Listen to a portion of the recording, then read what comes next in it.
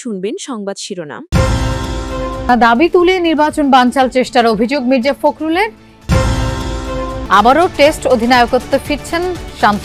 Test চ্যাম্পিয়নশিপের নতুন cycle. নির্বাচনের আগেই গণভোট হওয়া উচিত, লন্ডনে বললেন জামায়াতের আমির। নির্বাচন কমিশন ভাগাভাগি হয়ে গেছে, মন্তব্য এনসিপি। প্রধান উপদেষ্টার সাথে তিন বাহিনী প্রধানের সাক্ষাৎ। সুষ্ঠু ও শান্তিপূর্ণ নির্বাচন আয়োজনের প্রস্তুতি নেয়ার নির্দেশনা দিলেন ডক্টর ইউনূস। আসসালামু আলাইকুম। এতক্ষণ শুনছিলেন সংবাদ শিরোনাম, এখন শুনবেন বিস্তারিত।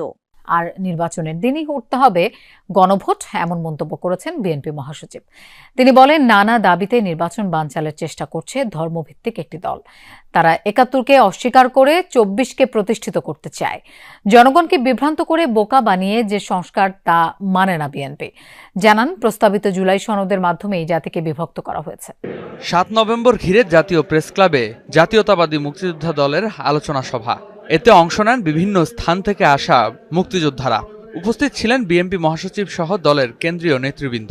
আলোচনায় মির্জা ফখরুল ইসলাম আলমগীর বলেন, বর্তমান সংকট তৈরি করেছে অন্তর্বর্তী সরকার। নির্বাচনের আগে গণভোটের সুযোগ নেই। তিনি বলেন, পরিকল্পিতভাবে কিছু গোষ্ঠী ৭১কে ভুলিয়ে দিতে চায়, অস্বীকার করতে চায়। অত্যন্ত পরিকল্পিতভাবে কিছু কিছু শক্তি, কিছু কিছু মানুষ এখানে বিভক্তি আনতে চায়। ১৯৭১ সালকে যারা ভুলিয়ে দিতে চায়, তাদের লক্ষ্য একটাই, তারা ১৯৭১কে অস্বীকার করতে চায়। এবং আমরা যে বাংলাদেশে একটা স্বাধীন সার্বভৌম রাষ্ট্র হয়েছি, লড়াই করে যুদ্ধের মধ্য দিয়ে, আমাদের নেতা শেখ জিয়া রহমানের ঘোষণার মধ্য দিয়ে, সেটাকে তারা অস্বীকার করতে চায়। বিএনপি নির্বাচন বাধাগ্রস্ত করছে না। এখন পর্যন্ত নির্বাচন নিয়ে কোনো অনিশ্চয়তা তৈরি হলে তার দায় জামাতের। তারা বিভিন্নভাবে আপনার এই সরকারকে তারা বাধ্য করতে চায় যে তাদের কথাটাই শুনতে হবে। আমাদের কথা খুব পরিষ্কার, আমরা যেটা সই করেছি সেটা অবশ্যই আমাদের, আবার সেটার দায় দায়িত্ব গ্রহণ করব।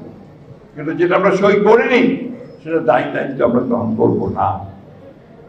আমরা চাই যে এই বিষয়গুলো একটু আলোচনার মাধ্যমে সমাধান করা হোক। অনুষ্ঠানে মুক্তিযোদ্ধা ও বিএনপি নেতারা অভিযোগ করেন, ৭১ নিয়ে ছিনিমিনি খেলা হচ্ছে। কেউ কেউ ৭১-এ। আবারও বাংলাদেশের টেস্ট অধিনায়ক নাজমুল হোসেন শান্ত। ৩ ফরম্যাটে ৩ জন অধিনায়ক তত্ত্বে বিশ্বাসী না বলে গত জুনে শ্রীলঙ্কার বিপক্ষে টেস্ট সিরিজ শেষে অধিনায়কত্ব ছেড়েছিলেন শান্ত। তবে আবারও শান্তকে রাজি করিয়ে চলতি টেস্ট চ্যাম্পিয়নশিপ সাইকেলের জন্য দায়িত্ব দিয়েছে বিসিবি।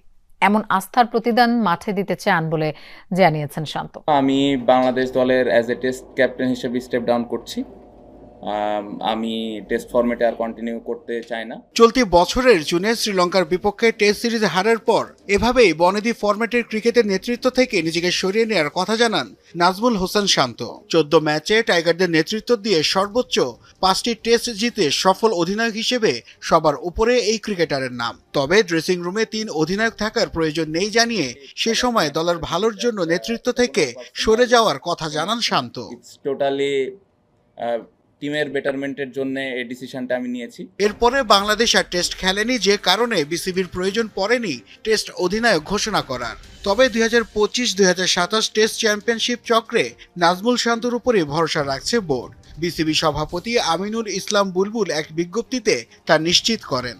শান্তর নেতৃত্ব গুণ দলের উন্নতিতে ভূমিকা রেখেছে। অধিনায়ক হিসেবে মাঠে তার উপস্থিতি দলকে অনুপ্রাণিত করে। টেস্ট ক্রিকেট নিয়ে শান্তর ধৈর্য, প্রতিশ্রুতি ও ভালো বোঝাপড়া আছে। বোর্ড মনে করে নেতৃত্বের ধারাবাহিকতা আমাদের নতুন টেস্ট চ্যাম্পিয়নশিপ চক্রে ভালো করার প্রেরণায় এগিয়ে নিতে সাহায্য করবে। টেস্ট ক্রিকেটে অধিনায়কত্ব চালিয়ে যাওয়ার বিষয়টিকে বেশ সম্মানের বলে জানিয়েছেন নাজমুল হোসেন শান্ত। বাংলাদেশ টেস্ট দলের নেতৃত্ব চালিয়ে যেতে পেরে আমি সম্মানিত বোধ করছি। বোর্ড আমার অধিনায়কত্বে যে আস্থা ও বিশ্বাস দেখিয়েছে, তার জন্য আমি কৃতজ্ঞ। দেশকে নেতৃত্ব দেয়া আমার জীবনে সবচেয়ে গর্বের বিষয়। আমাকে যে দায়িত্ব দেওয়া হয়েছে তা পূর্ণ নিষ্ঠার সঙ্গে পালন করার সর্বোচ্চ চেষ্টা করব। কয়েক মাস আগেও দেশের ক্রিকেটের ৩ ফরম্যাটের অধিনায়ক ছিলেন নাজমুল শান্ত। এরপর টি-20তে লিটন কুমার দাস। জাতীয় নির্বাচনের আগে গণভোট না হলে এর কোনো মূল্য নেই বলে মন্তব্য করেছেন বাংলাদেশ জামায়াতে ইসলামের আমির ডাক্তার শফিকুর রহমান। শুক্রবার যুক্তরাষ্ট্র থেকে বাংলাদেশে ফেরার পথে পূর্ব লন্ডনে এক সংবাদ সম্মেলনে একথা বলেন তিনি।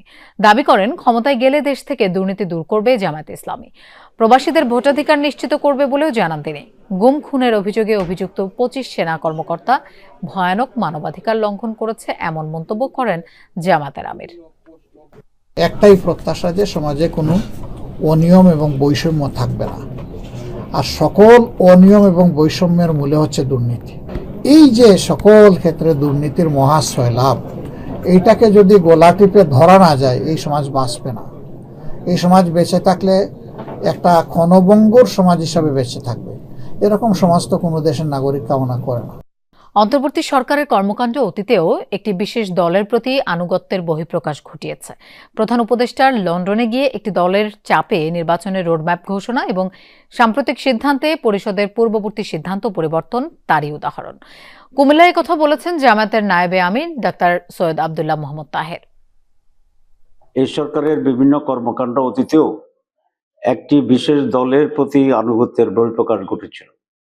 প্রধান উপদেষ্টার লন্ডন গিয়ে একটি অসময় এবং অবৈধ চুক্তি, একটি দলের চাপে নির্বাচনের রোডম্যাপ ঘোষণা, পুনর্বিবেচনার নামে দলের প্রতি যে আনুগত্য প্রকাশ করেছে সরকার, নিঃসন্দেহে এই সরকারের নিরপেক্ষতা ক্ষুণ্ণ হয়েছে। নির্বাচন কমিশন ভাগাভাগি হয়ে গেছে বলে মন্তব্য করেছেন এনসিপির দক্ষিণ অঞ্চলের মুখ্য সংগঠক হাসনাত আব্দুল্লাহ। দুপুরে বরগুনা জেলায় দলীয় কার্যক্রম গতিশীল করার লক্ষ্যে আয়োজিত সমন্বয় সভা শেষে সাংবাদিকদের কথা বলেন তিনি। হাসনাত আরও বলেন, নির্বাচন কমিশনের মার্কা সংযুক্তি না করার বিষয়টি মধ্যযুগীয়ভাবে নিয়ন্ত্রণ করা হচ্ছে। আগামী সংসদ নির্বাচন শান্তিপূর্ণভাবে আয়োজনে নিশ্ছিদ্র নিরাপত্তা ব্যবস্থা নিশ্চিত সহ প্রয়োজনীয় প্রস্তুতি গ্রহণের জন্য 3 বাহিনীর প্রধানকে নির্দেশ দিয়েছেন প্রধান উপদেষ্টা ডক্টর মোহাম্মদ ইউনূস।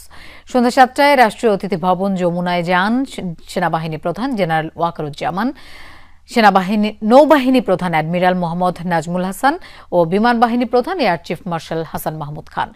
এ সময় ডক্টর ইউনূস বলেন, গত 15 মাসে সেনাবাহিনী সহ সব বাহিনীর সদস্যরা দেশের আইন শৃঙ্খলা রক্ষায় অত্যন্ত কঠোর পরিশ্রম করেছেন। আসন্ন নির্বাচন যেন নিশ্চিদ্র নিরাপত্তার চাদরে ঢাকা থাকে সেজন্য 3 বাহিনীকে প্রয়োজনীয় নির্দেশনা দেন তিনি। 3 বাহিনী প্রধানও তাদের প্রস্তুতির সম্পর্কে প্রধান উপদেষ্টাকে অবহিত করেন।